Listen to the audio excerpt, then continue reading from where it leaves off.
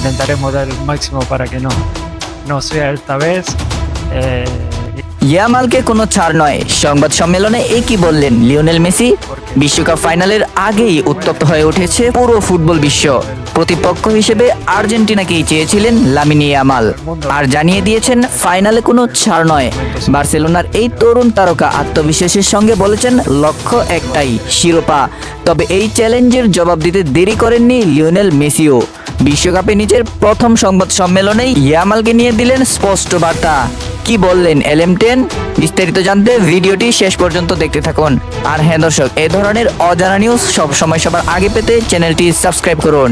সংবাদ সম্মেলনে ইয়ামালকে নিয়ে প্রশ্ন উঠতেই ফিরে এলো 2007 সালের সেই ভাইরাল ছবির প্রসঙ্গ, যে ছবিতে দেখা যায় ছোট্ট লামিনে ইয়ামালকে নিজ হাতে গোসল করাচ্ছেন লিওনেল মেসি।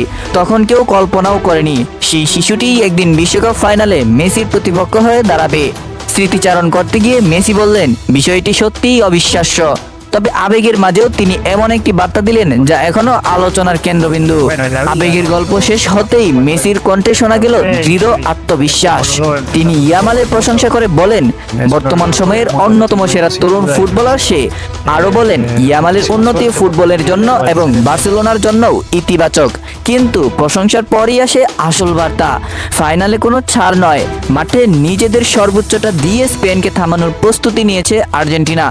ইয়ামালকে সহজে নিজের খেলাটা খেলতে দেওয়া হবে না, এমনটাই ইঙ্গিত দিলেন আর্জেন্টাইন অধিনায়ক। এখন সবচেয়ে বড় প্রশ্ন, আসলেই কি থামানো যাবে লামিনে ইয়ামালকে? মাত্র 19 বছর বয়সেই ইউরো চ্যাম্পিয়নশিপ জয়ের পর এবার বিশ্বকাপ ফাইনালেও পৌঁছে গেলেন তিনি। অনেকের চোখে তিনি ফুটবলের আগামী দিনের সবচেয়ে বড় তারকা। মেসিও স্বীকার করেছেন, এত অল্প বয়সে ইয়ামাল বিশ্ব ফুটবলের নিজের আলাদা পরিচয় তৈরি করেছে, আর সামনে পড়ে আছে আরও দীর্ঘ পথ। কিন্তু ফাইনালের মঞ্চে কি অভিজ্ঞতার জয় হবে, নাকি নতুন ইতিহাস লিখবেন ইয়ামাল?